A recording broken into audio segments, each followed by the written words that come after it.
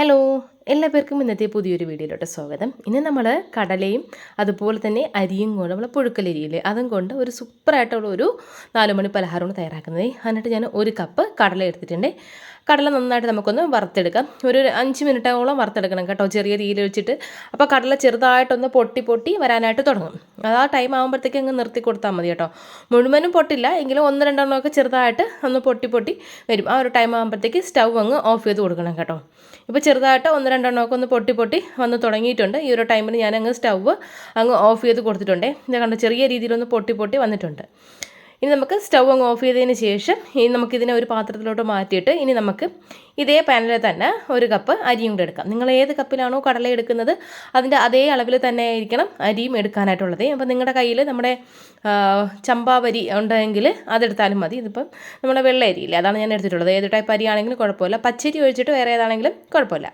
നന്നായിട്ട് നമുക്കൊന്ന് വറുത്തെടുക്കുന്നത് കണ്ടില്ല, നല്ല വറുത്ത് കളറൊക്കെ നന്നായിട്ടൊന്ന് ചേഞ്ചായിട്ട് വന്നിട്ടുണ്ട്. ഈ ഒരു രീതിയിൽ കിട്ടും. ഇനി നമുക്ക് ഇതിനെ വേറൊരു ബൗളിലോട്ട് മാറ്റാം. എന്നിട്ട് അതിൽ അതേ പാനിൽ തന്നെ ഞാൻ കുറച്ച് നെയ്യൊന്ന് ഒഴിച്ചതിന് ശേഷം കുറച്ച് തേങ്ങ അതായത് ഇതുപോലൊന്ന് കട്ട് ചെയ്തെടുത്തിട്ടുണ്ടേ.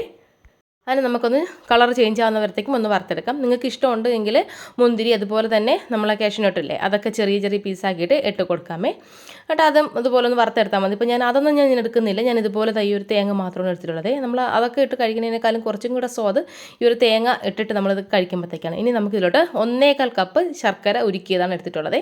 അതിലോട്ട് ഞാൻ കുറച്ച് ഏലക്ക പൊടിച്ചതൊന്ന് ചേർത്ത് കൊടുക്കുന്നുണ്ട്.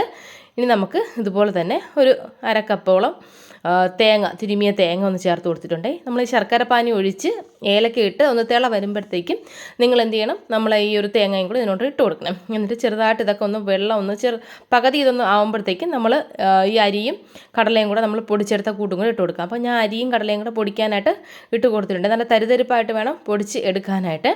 അതായത് നല്ല ഫൈനായിട്ട് അങ്ങ് പൊടിക്കൽ, ഒരു തരിതരിപ്പോട് കൂടി വേണം ഒന്ന് പൊടിച്ച് എടുക്കാനായിട്ട്. അപ്പോൾ ഞാൻ അതിനെ പൊടിച്ചെടുത്ത ഇതിനെയും കൂടെ ഞാൻ ഇതിലോട്ടൊന്ന് ഇട്ട് കൊടുക്കുക. അപ്പോൾ ശർക്കര പാനിയൊക്കെ ഏതാണ്ട് ഒരു പകുതി പരുവമായിട്ടുണ്ട്. അപ്പം ഞാൻ നേരത്തെ പറഞ്ഞില്ല, ഞാൻ നമ്മുടെ കടലയാണെങ്കിലും അതുപോലെ തന്നെ അരിയാണെങ്കിലും ഒക്കെ നന്നായിട്ട് കഴുകി ഒന്ന് വെയിലത്ത് വെച്ച് ഉണക്കിയതിന് ശേഷമാണ് ഞാൻ ഈ ഒരു റെസിപ്പി ചെയ്യാനായിട്ട് എടുത്തത്. അപ്പോൾ നിങ്ങൾ നന്നായിട്ട് കഴുകിയതിന് ശേഷം വെയിലത്ത് ഒരു 5 മിനിറ്റ് ഒന്ന് വെച്ചിരിക്കുമ്പോൾ ആ വെള്ളമെല്ലാം ഒന്ന് മാറി കിട്ടും. അപ്പോൾ നമ്മൾ ചേർത്ത കൂട്ടെല്ലാം കൂടെ നന്നായിട്ടൊന്ന് ഇളക്കി നന്നായിട്ടൊന്ന് മിക്സ് ചെയ്തൊന്ന് യോജിപ്പിച്ച് കൊടുക്കണം. ഈ ഒരു ശർക്കര ഇതിലെല്ലാത്തിനും നല്ല രീതിക്കൊന്ന് മിക്സായിട്ട് കിട്ടണം. നല്ല രീതിക്ക് ഇതുപോലെ ഇളക്കി വെച്ച് കൊടുക്കണം കേട്ടോ, അതുപോലെ. അപ്പോൾ എല്ലാ ഭാഗവും നന്നായിട്ട് പുരണ്ട് കിട്ടും. അപ്പോൾ നിങ്ങൾക്ക് വേണമെങ്കിൽ നമ്മൾ ചുക്കിൻ്റെ പൊടി വേണമെങ്കിൽ ചേർത്ത് കൊടുക്കാം. അതുപോലെ തന്നെ നമ്മൾ ഈ ഒരു തേങ്ങ വറുത്തെടുത്ത ടൈമിൽ നിങ്ങൾ വേണമെങ്കിൽ കുറച്ച് എള്ളും കൂടെ അതിലോട്ട് ഇട്ടിട്ട് ചെറുതായിട്ട് ജസ്റ്റ് ഒന്ന് നെയ്യിലിട്ടൊന്ന് ഇതാക്കിയെടുത്തതിന് ശേഷം അങ്ങനെ വേണമെങ്കിൽ ഇതിലോട്ടൊന്ന് ഇട്ട് കൊടുക്കാമേ. ഈ തേങ്ങയ്ക്കൊപ്പം തന്നെ എള്ളും കൂടെ ചേർത്തിട്ട് നിങ്ങൾക്ക് ഈ ഒരു റെസിപ്പി ചെയ്യാവുന്നതാണ്. എള്ള് ചേർക്കണമെങ്കിൽ നിങ്ങൾ സ്റ്റൗ ഓഫ് ചെയ്തിട്ട് വേണം നെയ്യിലോട്ട് എള്ള് ചേർത്ത് കൊടുക്കാനായിട്ട്. അപ്പോൾ ഞാനിപ്പോൾ സ്റ്റവ് ഓഫ് ചെയ്ത് കൊടുത്തിട്ടുണ്ടേ. ഇനിതാ ഇപ്പം എല്ലാം റെഡി ആയിട്ടുണ്ട്.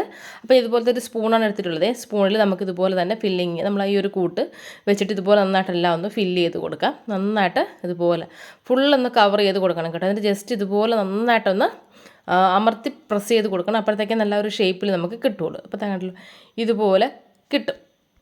ഇതില്ല എങ്കിൽ നമ്മൾ ചെറിയ ബോൾസ് ആക്കിയിട്ട് വേണമെങ്കിലും അതുപോലെ നിങ്ങൾക്ക് ഉരുട്ടിയെടുക്കാം. നിങ്ങൾക്ക് ഏതാണോ ഇഷ്ടം ആ ഒരു രീതിക്ക് നിങ്ങൾക്ക് ചെയ്യാം. അപ്പോൾ ഞാൻ ഇതുപോലത്തെ ഒരു ഇതാണ് എടുത്തിട്ടുള്ളത്.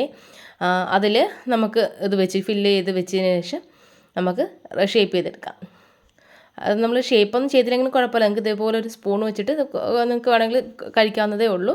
അപ്പോൾ ഞാൻ നമ്മളെ വീഡിയോയ്ക്ക് ഒരു ഫോട്ടോ എടുക്കാനായിട്ടൊക്കെ വേണ്ടിയിട്ട് ഞാനിപ്പോൾ ഇതുപോലെ ഒന്ന് ചെയ്തെടുക്കുകയാണേ.